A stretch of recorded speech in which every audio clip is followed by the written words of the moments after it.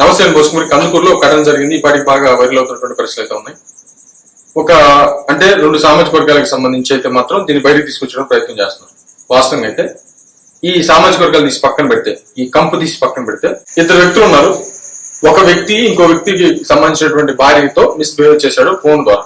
అంటే అతను only just ఒక ఫోన్ కాదు, మొత్తం లైఫ్ ఏ మార్చేసింది. వాడు ఫోన్ చేశాడు, ఈ అమ్మాయి ఎత్తింది, ఫోన్ ఎత్తింది. మామూలుగా ఇక్కడ క్వశ్చన్ ఏంటంటే, మామూలుగా అతను లేని టైంలో, అంటే భర్త లేనటువంటి టైంలో భర్త లేడు అనేటువంటి విధంగా ఎవరైనా కాల్ చేస్తారు. అలాగే ఆమె కాల్ చేసింది, అతను మిస్బిహేవ్ చేశాడు. ఈ విషయం చెప్పడం తోటి భర్త వాళ్ళందరూ పోయి అతనికి వార్నింగ్ ఇచ్చారు. ఎక్కువ మాట్లాడటంతో అతను కొట్టారు. ఆ తర్వాత కేసు పెట్టారు. ఎవరైతే ఆ అమ్మాయిని ఏడిపించాడో వాడికి సంబంధించి నీదే తప్పని పోలీసులు బయటికి పంపించేశారు. మామూలుగా ఎఫ్ఐఆర్ బుక్ చేయకుండా వెళ్ళిపోయారు.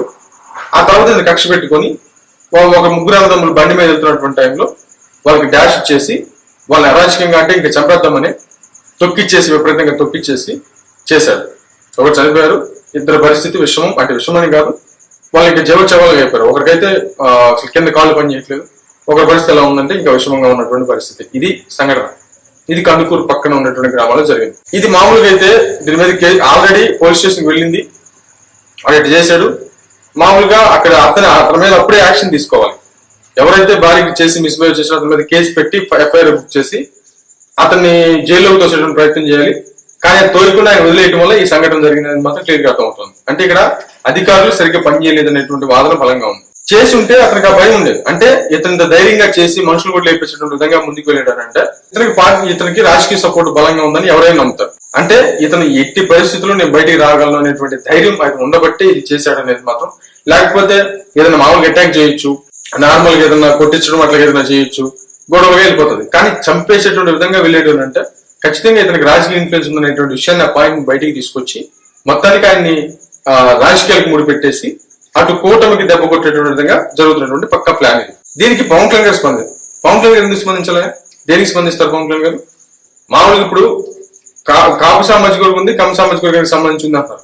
ఇప్పుడు వాళ్ళు కొట్టుకోమని పవన్ కళ్యాణ్ గారు ఏం చెప్పాడా, లేకపోతే ఏం చెప్పాడు? ఇప్పుడు ఎప్పుడు పవన్ కళ్యాణ్ గారు ప్రశ్నించాల్సింది, పవన్ కళ్యాణ్ గారు ఎప్పుడు స్పందించాల్సింది? మామూలుగా ఎవరైనా సరే కులం తీసి పక్కన పెట్టండి, బాధితులు, ఆ బాధితులకు న్యాయం జరగకపోతే, ఇదిగండి ఈ కూటమి హయాంలో మాకు ఇలా అన్యాయం జరిగింది, ఇంత దారుణమైనటువంటి ఇంత అగత్యం జరిగింది, వాళ్ళు ఉన్నటువంటి అహంకారాన్ని చూపించి మమ్మల్ని ఇట్లా చేశారు, అయినా కూడా దీన్ని ఎవరు పట్టించుకోవట్లేదు, దీన్ని ముందుకు వెళ్ళట్లేదు, కఠినమైన శిక్షలు పట్టలేదు, ప్రభుత్వం పట్టించుకోవట్లేదు అనేటువంటి విషయం అర్థమైతే అప్పుడు పవన్ కళ్యాణ్ గారు ఈ సంఘటన మీద ప్రశ్నించాలి అనేటువంటి విధంగా దీన్ని ముందుకు తీసుకువెళ్ళాలి. అలా కాకుండా పవన్ కళ్యాణ్ గారు స్పందించి దేనికి? పవన్ కళ్యాణ్ గారు పరామర్శించాలి దేనికి? ఎందుకు పరామర్శించడం? మామూలుగా ఇది ఒక వే. రెండో వే ఏంటంటే, ఇప్పుడు పవన్ కళ్యాణ్ గారు అసలు పరామర్శించడం కరెక్టా? ఖచ్చితంగా కరెక్ట్ కాదు. ఎందుకంటే పవన్ కళ్యాణ్ గారు ఒక సామాజిక వర్గానికి సంబంధించినటువంటి నాయకుడు కాదు కదా. అంటే కొంచెమైనా బుర్ర పెట్టి ఆలోచించాలి కదా. ఎందుకంటే ఇప్పుడు పవన్ కళ్యాణ్ గారు దీన్ని టేకప్ చేసి ముందుకు వస్తే కంప్లీట్ ఒక సామాజిక వర్గాన్ని కట్టేసి ఇంకా అసలు ఆయన ఎదుగుదల ఉంటుందా? ఆయన ఉన్నటువంటి పరిస్థితి ఏంటి? ఇప్పుడు ఉన్నటువంటి దాంట్లోనే ప్రజలకు నిరూపించుకునేటువంటి ప్రయత్నం చేసి జనసేన పార్టీ ఇంకా పైకి లేవదేయాలని చూస్తున్నారు. ఈ టైంలో సున్నం పెట్టుకుని ఏం చేస్తారు? సంఘటన జరిగింది, కఠినమైనటువంటి శిక్షలు పడకపోతే పవన్ కళ్యాణ్ గారు ప్రస్తావించాల్సిందే, ఖచ్చితంగా ఆయన నిలబడాల్సిందే, ఆయన ఖచ్చితంగా దాని గురించి మాట్లాడాల్సిందే, తప్పులేదు. కానీ కాపులకు జరిగింది కాబట్టి, దానికి కమ్మలకు సంబంధించి యాడ్ అయ్యారు కాబట్టి మీరు ఇన్వాల్వ్ అయ్యి పరామర్శించండి అంటే అది కరెక్ట్ కాదు. ఒక వ్యక్తికి సమస్య వచ్చింది, ఇలాగ చేశారు, అధికార దుర్వినియోగం చేసి బాధితులకు న్యాయం జరగకుండా చూస్తున్నారు అంటే పవన్ కళ్యాణ్ గారు నిలబడాల్సిందే. కాపులకు అన్యాయం జరిగింది కాబట్టి పవన్ కళ్యాణ్ గారు వచ్చి నిలబడటం అంటే అది కరెక్ట్ కాదు. అది పార్టీకి దెబ్బ, టోటల్ గా రాజకీయ భవిష్యత్తుకే దెబ్బ. అంటే మామూలుగా కొంచెం పెద్ద లెవెల్లో ఆలోచించాలి. ఇప్పుడు దాసరి రాము గారు ఉన్నారు, దాసరి రాము గారు వచ్చి ఇప్పుడు మేము కాపులంతా ఆయనకి ఓట్లు వేసాం, కాపులంతా ఆయనకి సహకరించాం, కాపులంతా కూడా ఆయన గురించి మాట్లాడడం అంటే ఒక రకంగా చెప్పాలంటే పవన్ కళ్యాణ్ గారు మొదట్లో ఉన్నటువంటి టైంలో కాపులు ఆయనకి సపోర్ట్ చేయలేదు. 1% మాత్రం ఓట్లు వేశారు. ఆయన 2019 పోటీ చేసినటువంటి 1%. మిగతా సామాజిక వర్గానికి సంబంధించినటువంటి వ్యక్తులు పవన్ కళ్యాణ్ గారు ఎక్కువ ఓటేసింది, కాపులు వేయలేదు. కానీ 2024లో పూర్తి సహకారం అందించారు. బట్ వాళ్ళకి ప్రజారాజ్యం దెబ్బ ఉంటే ఉండొచ్చు కాక, కానీ కొంచెం నమ్మటానికి టైం బట్టి ఉండొచ్చు కాక, కానీ 2024లో ఖచ్చితంగా సపోర్ట్ ఇచ్చారు, కాదంటలేదు. కానీ అంతకంటే మించి దాంట్లో ఉన్నటువంటి పెద్దలే పవన్ కళ్యాణ్ గారికి వెన్నుపోటు పొడిచారే చాలా మంది కూడా. కాబట్టి పవన్ కళ్యాణ్ గారు ఏంటి, పవన్ కళ్యాణ్ గారు ఎంతవరకు, పవన్ కళ్యాణ్ గారు అసలు పరిస్థితి ఏంటనేటువంటి విషయం కాపు సామాజిక వర్గానికి సంబంధించిన యువతకు ఖచ్చితంగా తెలుసు.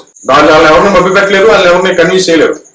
ప్రాబ్లం జరిగింది, ఇది మీడియా కానీ మొత్తం కూడా వాడుకునేటువంటి ప్రయత్నం చేస్తుంది. ఇది అంతర్గతంగా జరగాల్సినటువంటి విషయం. మామూలుగా మీరు దాసరి రాము గారికి అంత విధానం ఉంటే పవన్ కళ్యాణ్ గారి దగ్గరికి కూర్చొని సాయం చేయమంటే చేయకుండా ఉండడు, ఆ నాయకులతో మాట్లాడేది చేయమంటే చేయకుండా ఉండడు. అది అంతర్గతంగా జరగాల్సిన విషయం పవన్ కళ్యాణ్ గారు అంతర్గతంగా చేయాల్సినటువంటి విషయం, పైకి చేసేటువంటి విధానం కాదు ఇది. ఎందుకంటే జనసేన పార్టీ ఎదిగేటువంటి క్రమంలో ఉంది. ఒక సామాజిక వర్గానికి అంటగట్టేటువంటి ప్రయత్నం ఇప్పటికే జరిగింది. కానీ ఇంకా పవన్ కళ్యాణ్ గారు ఇలాంటివి కానీ పట్టించుకుంటే ఏమవుతుందంటే ఇంకా అయిపోతుంది. అలా పట్టించుకోవడం పైకి కాదు, పట్టించుకోకుండా ఏముండరు.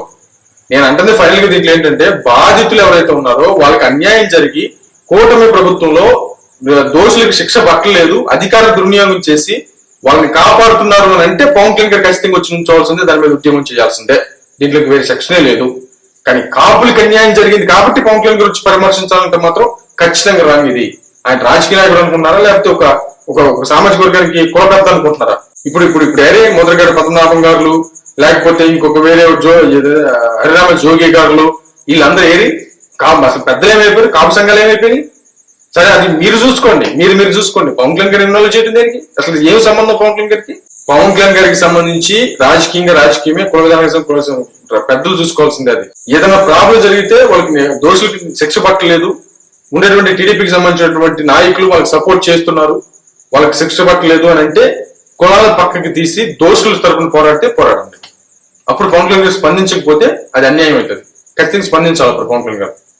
కానీ కులానికి అడ్డగట్టి మాట్లాడితే మాత్రం తప్పది. మరే ఉద్దేశం.